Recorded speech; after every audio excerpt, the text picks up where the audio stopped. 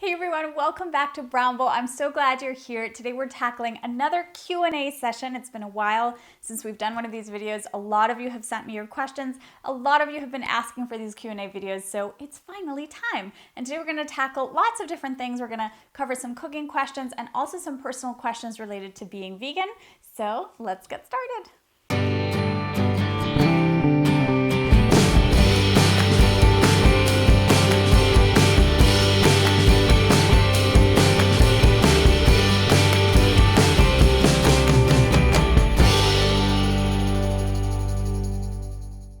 So our first question today comes from Mariano, and Mariano asks, what is the best option for binding in a pie or quiche? And of course, he's talking about egg replacers for pies or quiches. So when it comes to pies, definitely the best two choices are either cornstarch or tapioca starch. Tapioca starch is especially powerful when you have a pie that has a type of fruit that is really watery, that really releases a lot of liquid.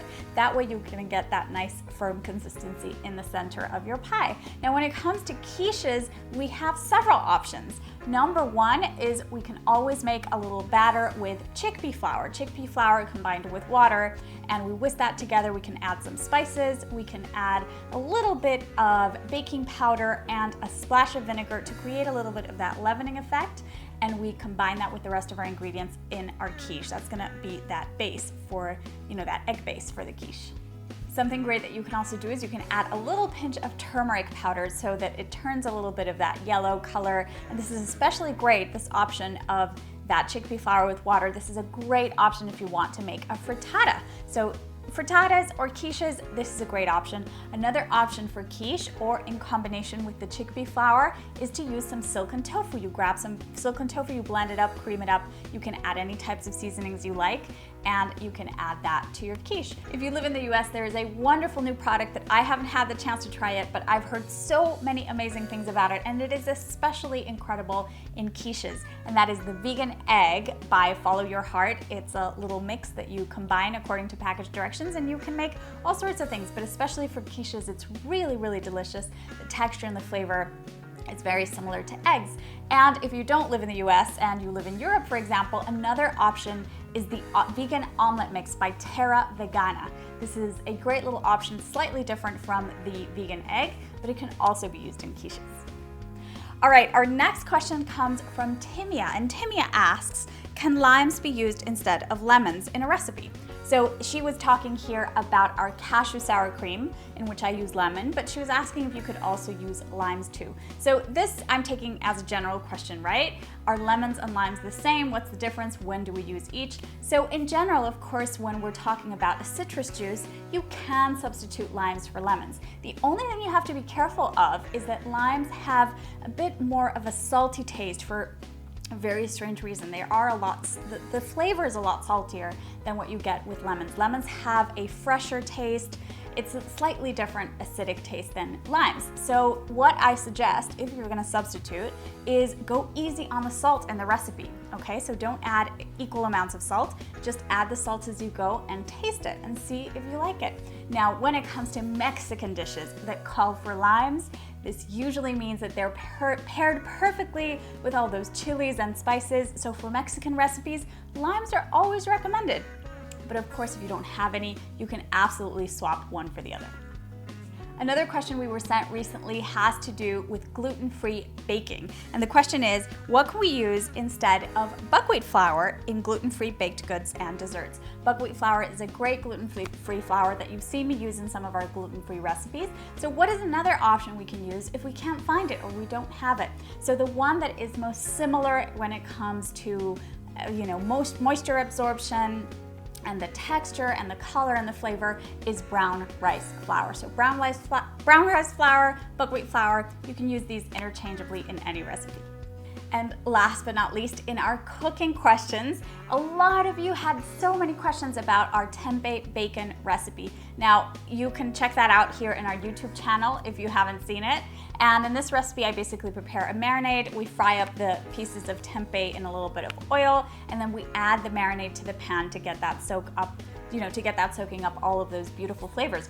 But this is kind of the quick version. There are many ways to create tempeh bacon, and of course a lot of you asked me about the oil aspects, so I'm going to answer all of those questions now.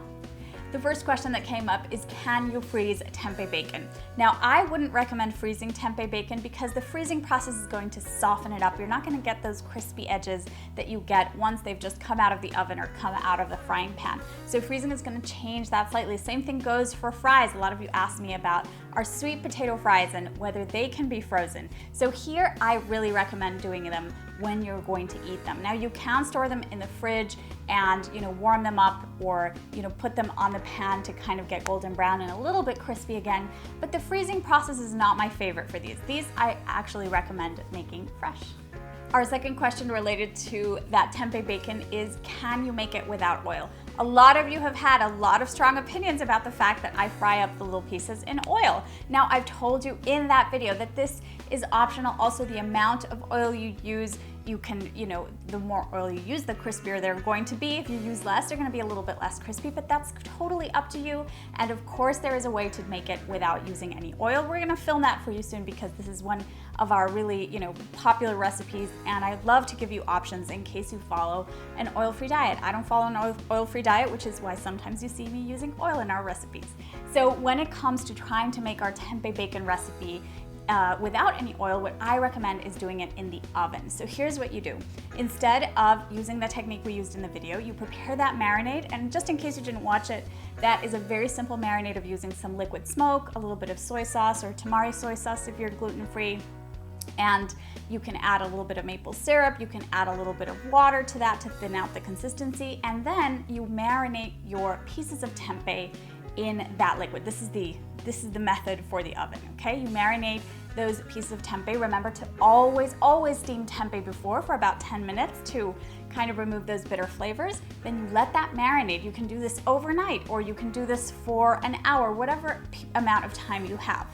Then what you can do is place them in a very shallow baking sheet, a very, very thin baking sheet with some parchment paper. Place all of the strips, really kind of remove any of that excess marinade, and put them with a lot of space between them and pop them in a 400 or 425 degree oven, and just take them out when you see that they're nice and golden and a little bit crispy. The texture is always going to be different because the frying and the oil really does provide a texture that sometimes can't be mimicked with methods that don't use oil. But it's going to be delicious. So if you follow an oil-free diet, of course you can make our tempeh bacon. Just do it in the oven and just put those in the marinade beforehand.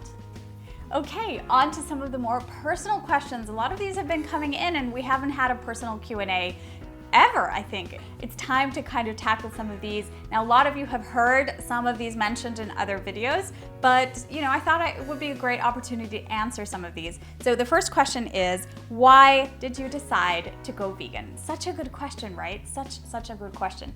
All right, so the story is kind of long. It took a while. I went through different, periods in which I was kind of flirting with the idea, and then I stopped, and then I started up again.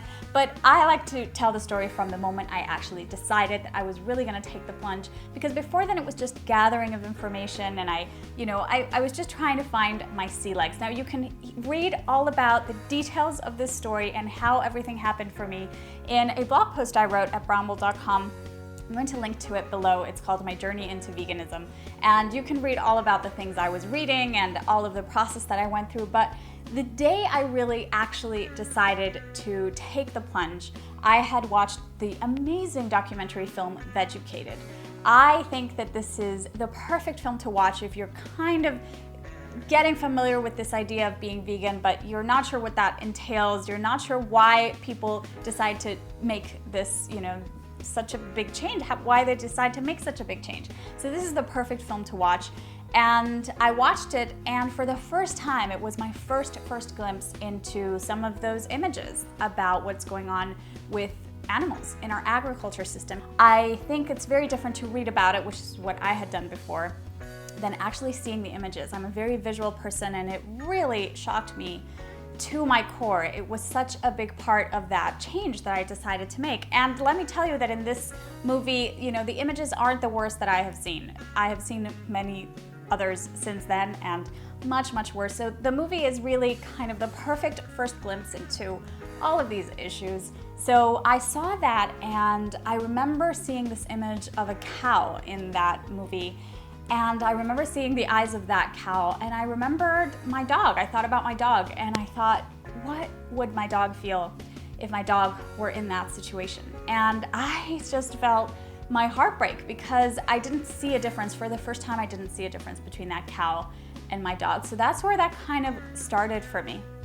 So after that day, and maybe a couple more animal-based meals while I was, trying to wrap my head around it, I finally decided to take the plunge and do it, right? I decided to only try it for 1 month. This is something that was helping me to kind of not picture it as I would never again be able to eat the foods that I loved so much. I was such a big meat eater, by the way. And so I decided to try it for 1 month, and that month was so powerful. I felt so much better. I felt so inspired. It was this fun new project that I was experiencing. I was now taking so many new adventures and in the kitchen and experimenting with so many vegetables that I hadn't even tried before, because my plate was really very limited. Really, after going vegan, all of the options started growing and growing. People think it's the other way around, but it absolutely isn't, because now you have to get creative with that plate. And my cooking skills improved. Everything was like a new adventure. And this goes to show that the mindset we have when we make this transition, when we decide to go vegan, is everything. Because if I had gone into it thinking, oh, I'm not eating this, I'm not eating that, I miss this, I miss that, maybe I wouldn't have continued after 1 month. I would have maybe felt limited and deprived, and I would have felt very restricted, and that's not the idea, because that's not what veganism is. There are so many options and delicious things you can do, and I'm so grateful for whatever it is that happened in my head that made me go in the other direction and see this as a culinary adventure and see what I could now do, because I love to cook. I've been cooking for years, and all of the new experiments and adventures I was taking in the kitchen, it just made all of the difference. Mindset is so key. So it's been years since that moment, and I've never looked back, and it still is a very easy and simple part of my life, because I love the food that I'm eating, and that's about it. That's why I went vegan. I went vegan for the animals, because I just didn't feel like eating animal products after I had seen those images. That's pretty much it. Okay, next up is, what is your favorite vegan protein? Now, without a doubt, it's seitan. I am a fan of seitan, probably because I was a huge carnivore, and seitan provides that chewiness and that beautiful texture. Now, if you're a member of our online program, we have an incredible recipe for braised barbecue seitan, which is my absolute favorite my favorite way of preparing seitan. A lot of people simmer it. I prefer to braise it in a nice, rich sauce that you put that together in the oven. So go check that out if you're a member. It's really scrumptious.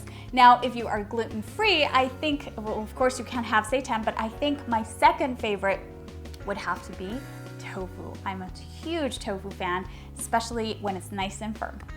Okay, time for our last question of today, and I love this one. It's why I chose it as the last one. And the question is, what is your #1 tip for someone who is transitioning to a vegan diet?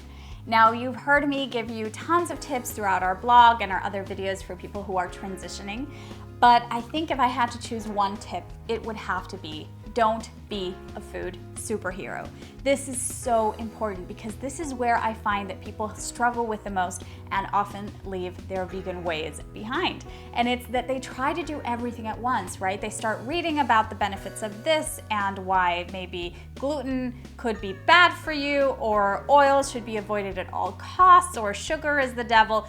There are so many kind of mini vegan diets out there these days. And of course, there might be merits to some of these, and you might have a condition that really requires that you stay away from some of these foods. For example, if you have celiac disease, or if you have diabetes, and you have to stay away from some of these foods. But if you're transitioning to a vegan diet and you're otherwise healthy, don't try to do everything at once. Don't try to remove the processed foods and the soy and the gluten and the oils and the nuts and the fats. And there are so many ways in which we can kind of add layers upon layers of being rigid and of perfectionism, and it's really hurting people. It's really hurting the way they approach the plate. It's creating a lot of obsessions, it's creating eating disorders, it's creating a lot of ex-vegans, it's creating a lot of damage to what vegan really means. And vegan means staying away from animal products as much as is practical and possible for you. This is actually, my, I'm kind of paraphrasing here, but this is really the definition of what it is to be vegan, right? We're trying to create these changes for whatever it is that was your reason to go vegan, whether it's the environment, the animals, your health, all of these things go together, so it doesn't really matter why you chose to do it, but this is what we really want to accomplish. And veganism is one way in which we can start, reaching that goal. But being a perfect vegan, first of all, it doesn't exist. And second of all, it can actually make you kind of get out of those, new habits because it becomes too restrictive and too difficult. So my number one tip if you're transitioning is just enjoy and get familiar with a new way of cooking.